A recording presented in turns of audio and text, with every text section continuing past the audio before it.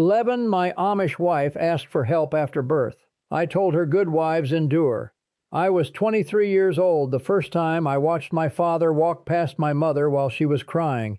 She was sitting at the kitchen table with her hands flat on the wood, tears running down both cheeks, and he moved through the room like she was a piece of furniture. He poured his coffee, stirred it twice, and left through the back door. I remember the sound of the screen closing behind him. I remember thinking that was how a man stayed steady. I carried that lesson into my marriage like a lantern I thought would light the way. It burned down everything instead.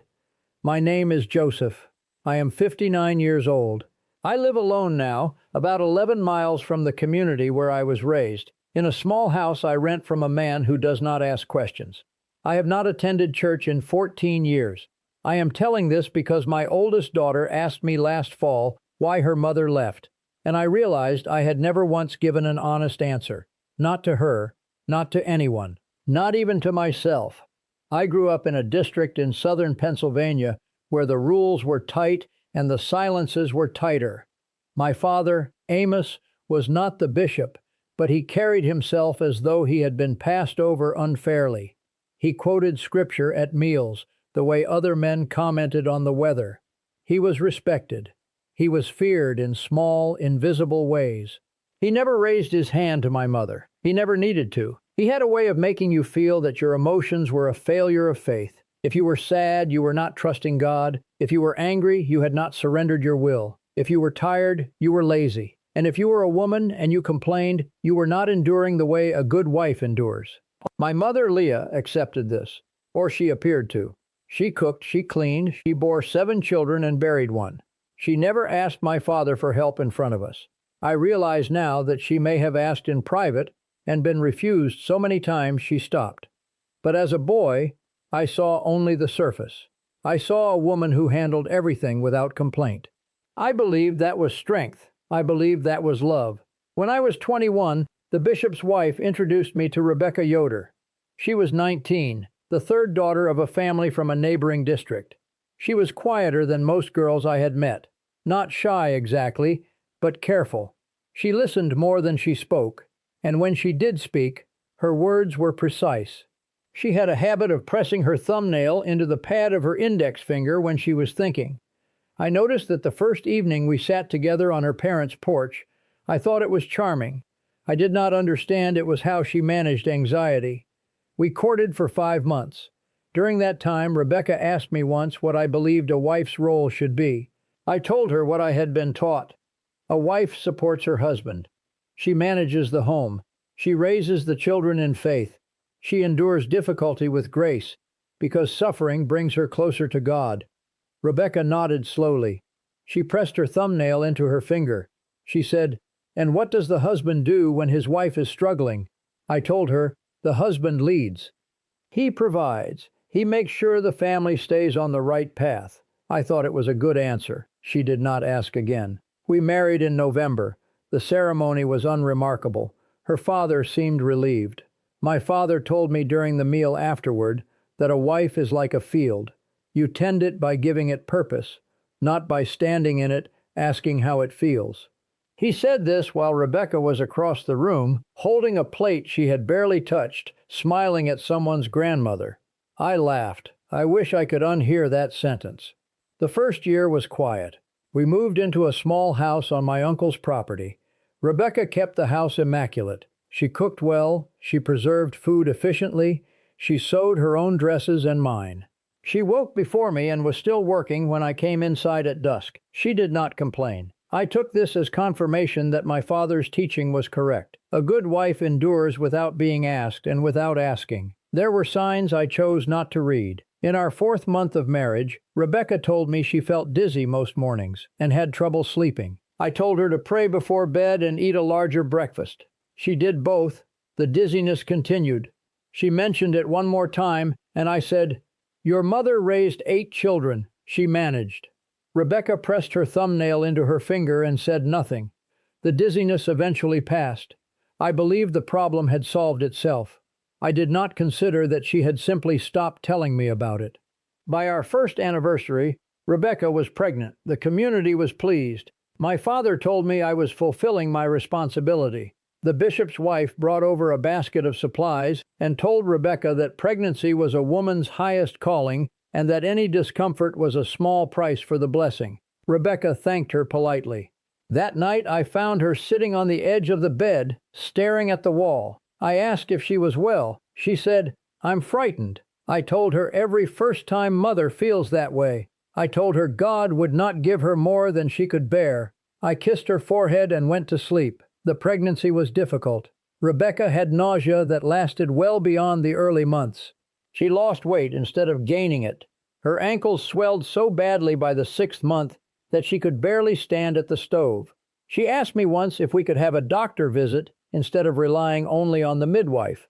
I told her the midwife had delivered over 200 babies and that English doctors would only make her dependent on medicine she did not need.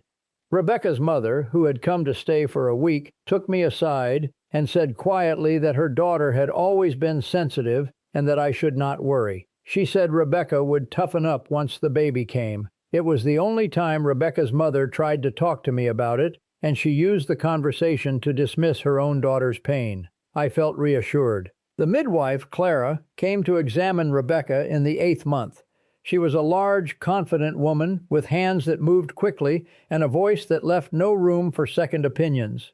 She said the baby was positioned well. She said Rebecca was small but healthy enough. She told Rebecca to rest more. When Clara left, Rebecca asked me if Clara had checked her blood pressure.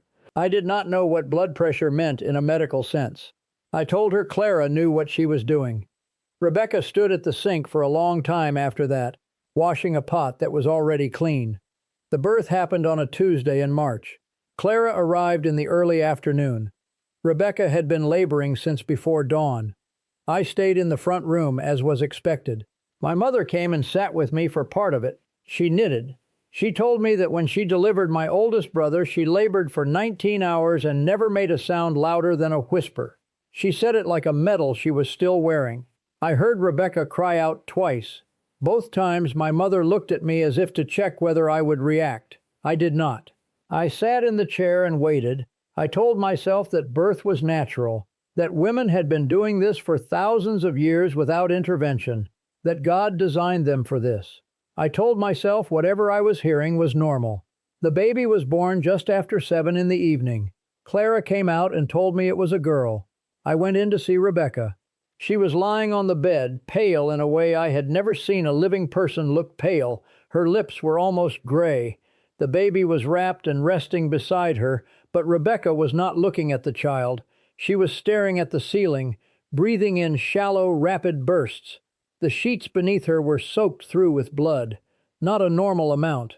I knew that even then, though I pushed the knowledge down as quickly as it surfaced. Clara told me the bleeding was heavier than usual, but that it would slow. She told me to make sure Rebecca drank water and rested. Then she left. She had another birth to attend 2 farms over. She packed her bag, washed her hands, and walked out the door within 20 minutes of my daughter being born. That first night, the baby cried often. Rebecca tried to nurse, but was too weak to sit up properly.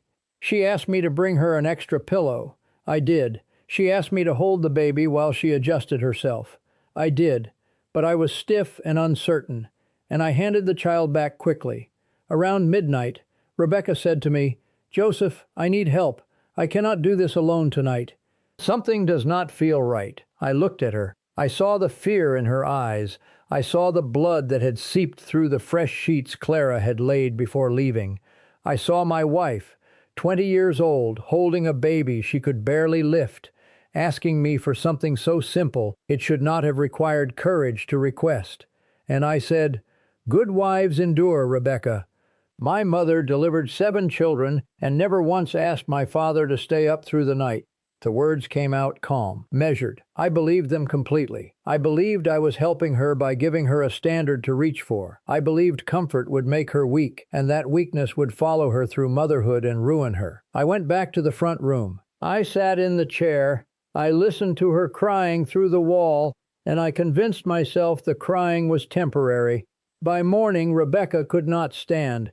I found her on the floor beside the bed, the baby in her arms, both of them cold.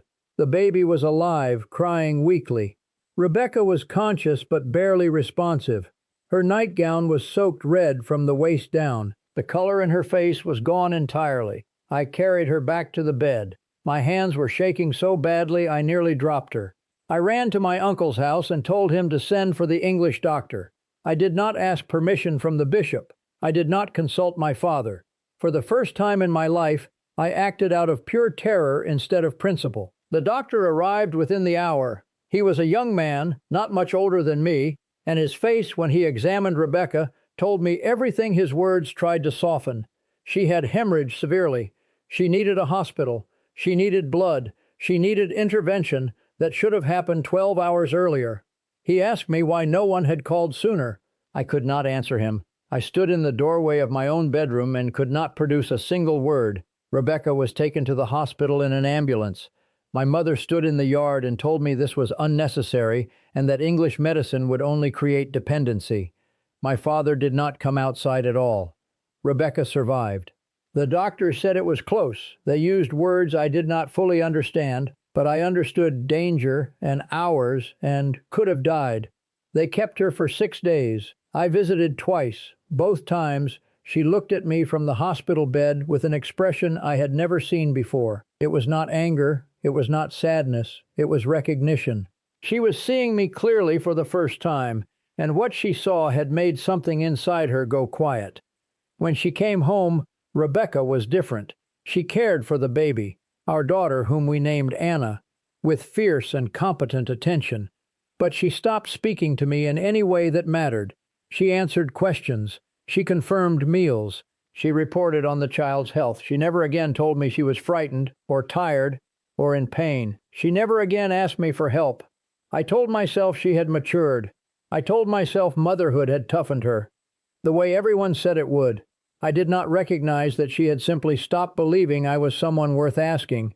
Over the next 4 years, Rebecca had 2 more children. Both births were attended by the same midwife. Both times, I stayed in the front room. Both times, Rebecca handled everything alone. I thought we had reached an understanding. I thought the system was working.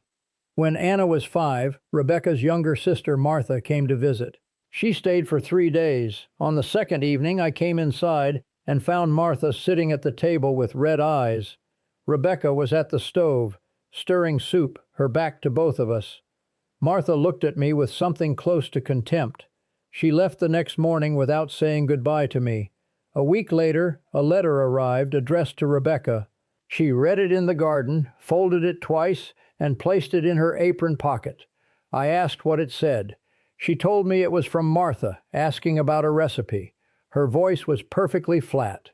3 months after the letter, I woke on a Thursday morning to a house that was almost empty. Rebecca had taken the children. She had packed 2 bags. She had left during the night while I was sleeping. On the kitchen table was a single sheet of paper. It said, "I asked you for help once. You told me good wives endure.